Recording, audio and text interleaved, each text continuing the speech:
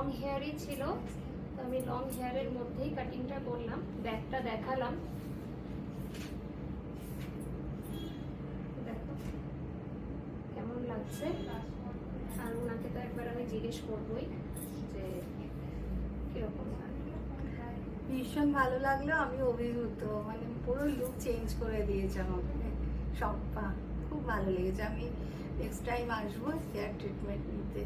আর পরিবেশটা আমার খুব ভালো লেগেছে, ওদের সার্ভিস খুব ভালো। আর কোথা থেকে এসেছে? আমি বেলঘরিয়া থেকে এসেছি।